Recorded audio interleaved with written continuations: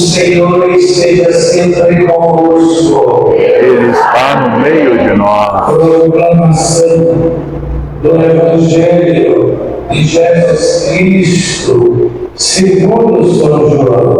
Glória a vós, Senhor.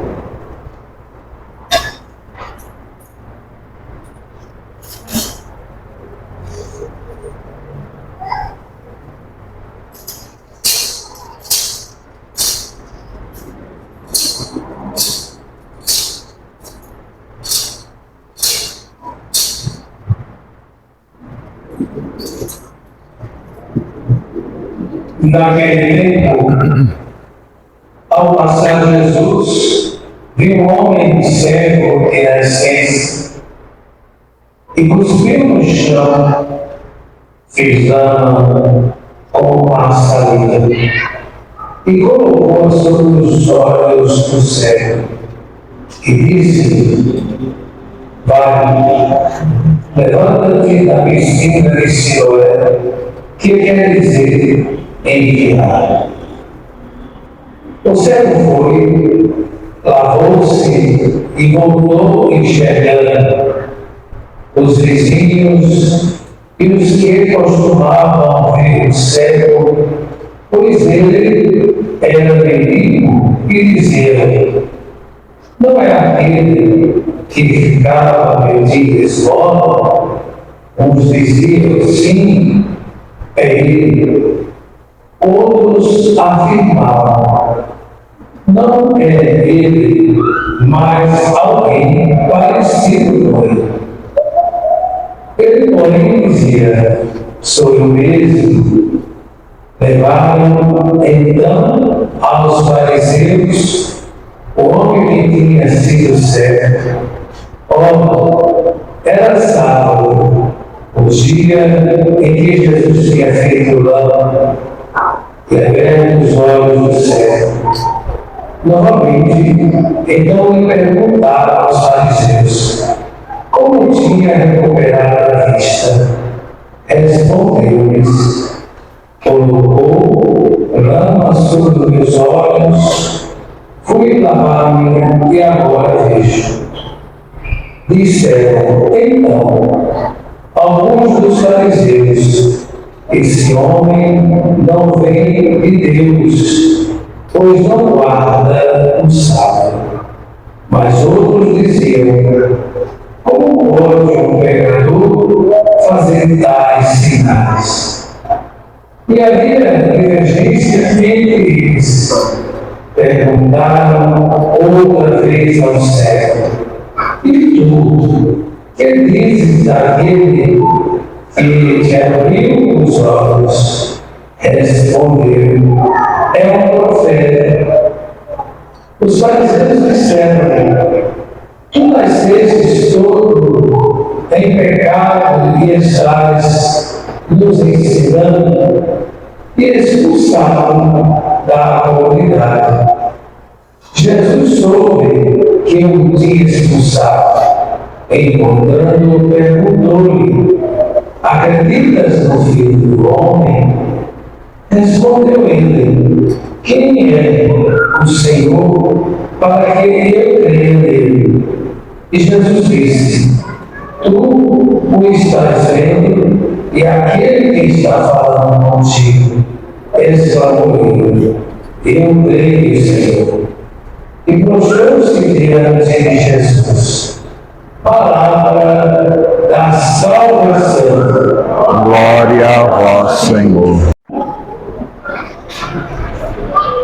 Amados irmãos, irmãs, paroquianos, devotos de São José, nós estamos vivendo dias muito especiais na nossa vida, na nossa caminhada de igreja.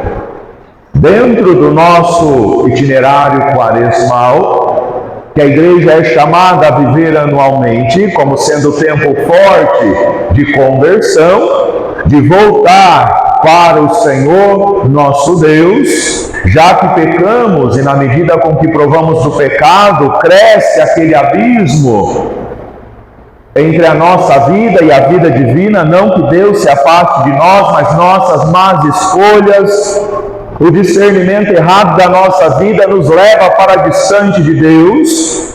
Nesse itinerário de voltar para o Senhor, nós temos essa graça de podermos, com alegria, contemplarmos o modo de viver do justo, do bom José.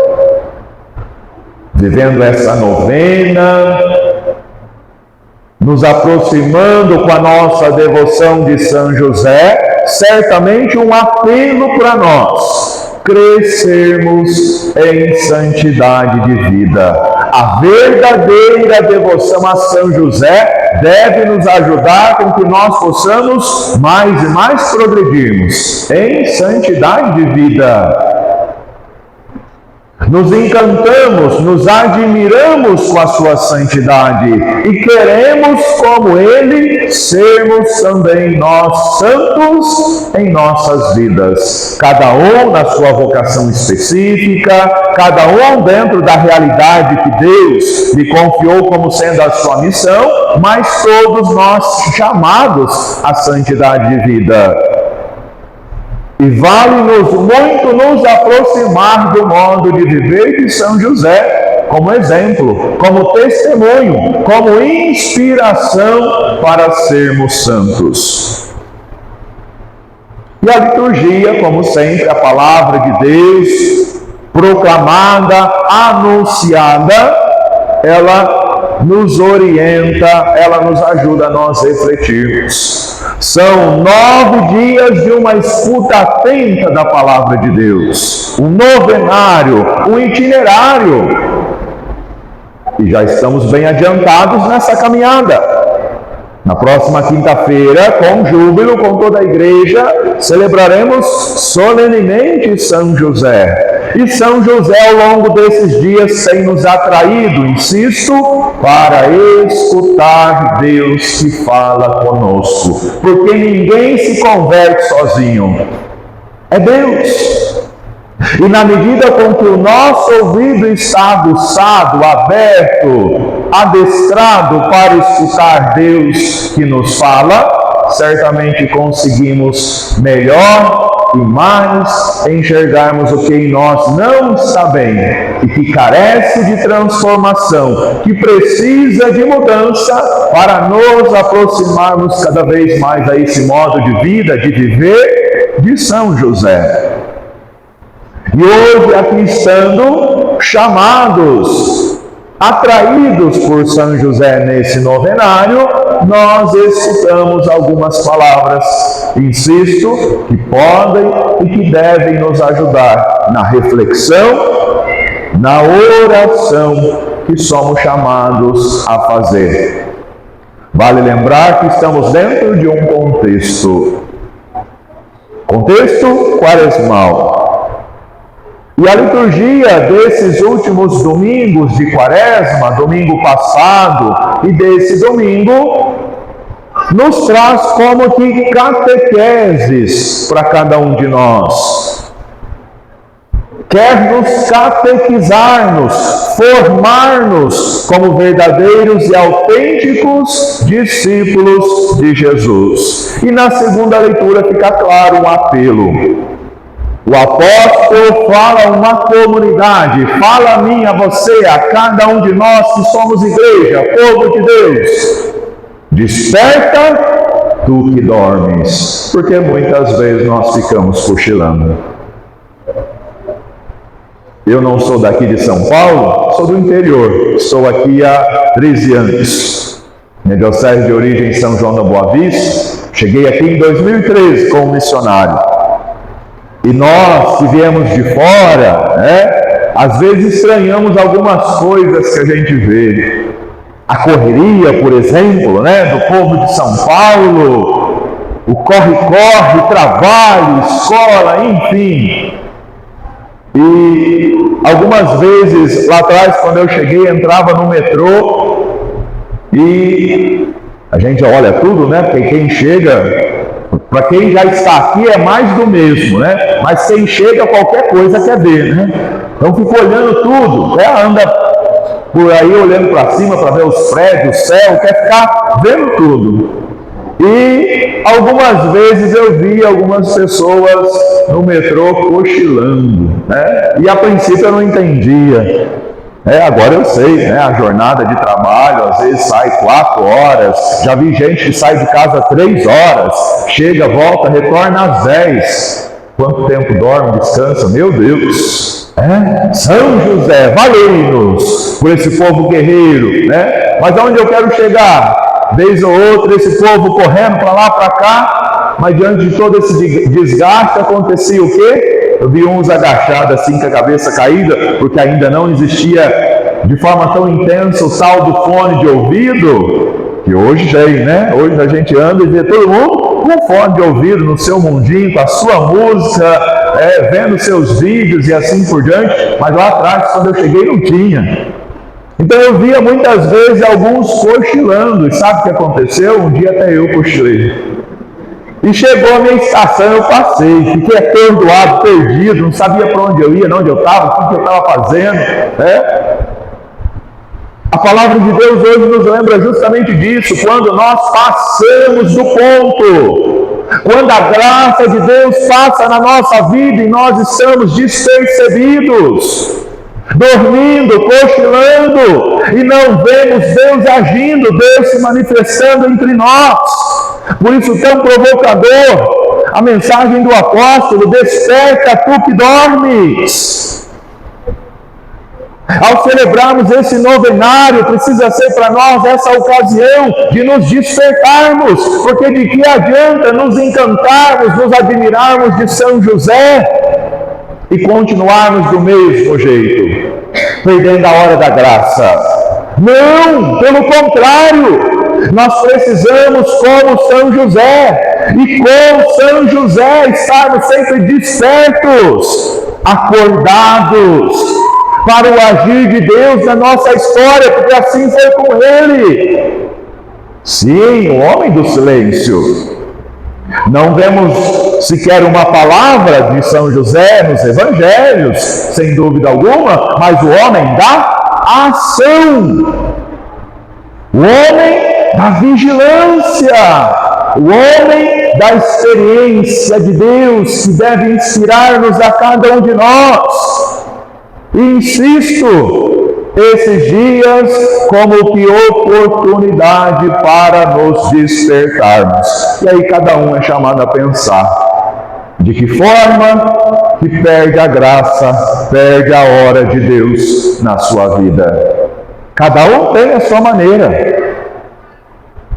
O meu cochilo não é o seu, por isso cada um de nós precisamos examinar, olharmos sinceros para dentro de nós, a percebermos aonde eu estou cochilando, de que forma eu durmo diante da manifestação de Deus que quer salvar o seu povo, mas de um povo que muitas vezes, porque dormindo, não entra nessa história de salvação. Isso nós ouvimos no Evangelho. No domingo passado, no Evangelho, nós ouvimos falar de uma certa mulher que estava do lado de um poço, a samaritana. E ela recebe um anúncio. Jesus vai ao encontro dela e anuncia para ela uma água. E quem dela bebesse não teria mais sede. É um elemento batismal. A água, essa fonte de vida que é Jesus. O Evangelho de hoje, de novo, São João, traz para nós uma catequese. Jesus, ao se deparar com a cegueira daquele homem, um homem cego de nascença, ou seja, nasceu cego, é usado para um ensinamento para os discípulos daquele tempo, mas para cada um de nós hoje, para você, para mim, para cada um de nós. Diante da realidade do homem que não enxergava, São João nos deixa detalhes que podem nos formar na nossa vida, na nossa caminhada de fé, de discípulos, seguidores de um mestre.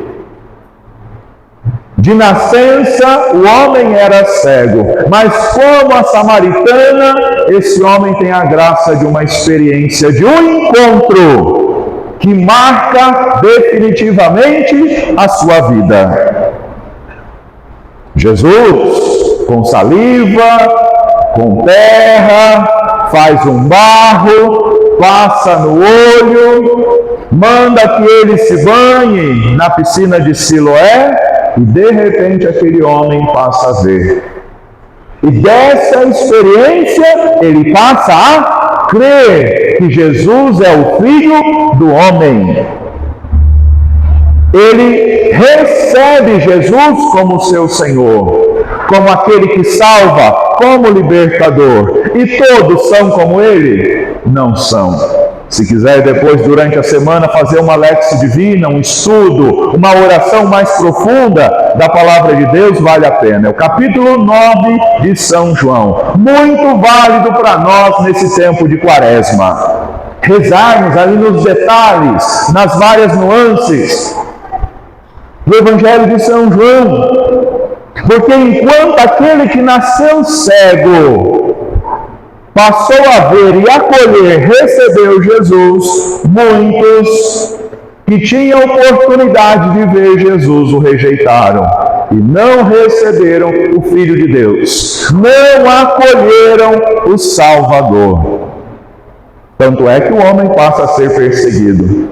Se você for lá ler na íntegra o capítulo 9 de São João, vai perceber todo um diálogo, ou até mesmo uma perseguição, querendo saber quem foi que havia tocado, passado na vida dele, e até os pais são perseguidos por conta da experiência que aquele homem faz. E o que essa palavra tem a ver conosco? Da importância de nós olharmos para nós e percebermos de que lado nós estamos. Nós verdadeiramente acolhemos Jesus? Mas acolhemos e recebemos Jesus como meu Salvador, como aquele que de fato me liberta. Eu ainda busco um Jesus segundo os meus interesses, para socorrer-me em minhas dificuldades, querendo que muitas vezes Ele esteja sempre pronto para me servir. Vale lembrar que lá em Gênesis, o homem, o ser humano, foi criado, tirado do barro. Lembra Adão e Eva? Do barro foram formados. O Evangelho fala do barro. Adão e Eva passa para a humanidade uma marca, uma mancha de morte pelo pecado. Mas Jesus, o Filho do Homem, é aquele que tem o poder de arrancar dessa marca, extirpar dessa mancha que é de morte na vida do homem, de todos aqueles que se tornam filhos de Deus. E, portanto, em Jesus se tornam, conforme nós ouvimos na segunda leitura, filhos da luz. Somos chamados hoje a lembrar-nos de que pelo batismo nós somos filhos da luz, não das trevas. Lembra do batismo? Quem foi batizado grande lembra inclusive do seu próprio batismo. Mas se não foi batizado grande, ainda muito pequeno, deve ter ido no batismo de alguém. Dentro do rito do batismo tem o rito da luz. O padrinho vai lá no círio pascal, acende a vela e na oração se reza que a criança, ela é filha da luz. De que ela não pode mais voltar à realidade das trevas, não se tornar de novo filha das trevas. Nascemos com a mancha das trevas, mas Jesus nos alcança dessa graça de nos tornarmos filhos da luz. Insisto, que aproximarmos de São José com a nossa devoção nos ajude a recuperar a nossa consciência de quem nós somos. Quem nós somos? filhos da luz, porque filhos de Deus. Agora é um apelo da palavra. Aquele que é filho da luz precisa frutificar. E o apóstolo deixa muito claro, para nos ajudar no nosso exame de consciência, nesse tempo quaresmal, ante uma confissão que de repente eu já vou me programando para fazer como preparação para a Páscoa. Quais são os frutos da luz? E aí o apóstolo lembra da verdade. E será que nós somos, de fato, temos ações e em tudo na nossa vida manifestamos verdade? De manhã eu fazia uma chamada, um apelo, né? Em coisas simples do nosso dia a dia em que às vezes nós deixamos de ter o compromisso com a verdade. Alguém bate lá na porta, aí o pai chega lá, filho, vai lá e fala que o pai não está. É conduta de um filho da verdade? Filho da luz? E porque é filho da luz tem um compromisso com a verdade? É coisa simples do nosso cotidiano. Às vezes nós permitimos com que essa realidade de que somos filhos da luz e por ela compromissados com a verdade vai nos sendo tirado, arrancado de nós. Com São José, porque filhos da luz, homens de verdade, da verdade, que buscam sempre a verdade, que por excelência é Deus, mas que precisa expressar essa verdade no cotidiano de nossas vidas. O apóstolo fala da justiça, enfim, tantos elementos que a palavra de Deus nos traz, que nos ajuda com que nessa devoção ao glorioso São José, nós possamos crescer nessa santidade de vida. E antes de encerrar a primeira leitura do livro de Samuel, Samuel recebe uma missão, que é ungir aquele que Deus escolhe como rei de seu povo. E o Salmo, inclusive, nos ajuda a nós tomarmos a consciência de um rei a partir da Sagrada Escritura, não dos modelos que nós temos por aí afora, né? De reinados, né? Reis, de coroas, de status, de poder. O Salmo nos lembra, o Senhor é o pastor que me conduz. Então esse rei é aquele que deve pastorear o seu povo, o seu rebanho, que deve conduzir os seus. Essa é a missão do rei. E Saul, portanto, é enviado para ungir aquele que é o escolhido de Deus. E ele é enviado até a casa de Jessé. De Jessé que tem alguns filhos. E que, a princípio, daqueles filhos que Jessé mostra, apresenta para Samuel, Deus rejeita a todos. Até que nós encontramos um elemento no texto sagrado que é provocador. Samuel, portanto, diz, mas não tem nenhum outro, e olha que já tinha sido apresentado 7. E aí Jessé diz, resta um que está onde? Lá no campo, pastoreando. Nem Jessé deu importância para aquele que é o caçula. No ditado popular é a raspa do tacho, né? Vocês já ouviram, né? Não é? Aquele que é a raspa do tacho, o caçulinha, minguado, tadinho. Jessé não deu importância para ele, foi logo mostrando o mais alto, o mais forte, né? E aí a palavra de Deus vem lembrar que o homem vê aparências, mas Deus nota o coração. O homem vê aparências, mas Deus nota o coração. Tanto é verdade que quem que foi escolhido por Deus para zelar, proteger e amparar o seu filho, junto da Santíssima Virgem Maria, foi alguém de alto escalão, do exército. Foi alguém, nobre lá dos palácios, que Deus colocou do lado de Maria para servir aquele que é o seu filho e viria salvar a humanidade? Quem Deus escolheu? O homem do silêncio. Quem Deus escolheu? aquele que pertence a esse resto de Jessé. Porque José, ele traz essa linhagem davídica, porque José pertence a esse resto. E assim nós vemos como que Deus cumpre sua promessa e é fiel. Nós falhamos, Deus não, né? Inclusive eu sou pároco na paróquia também de São José, e a paróquia tem o nome de São José Patriarca.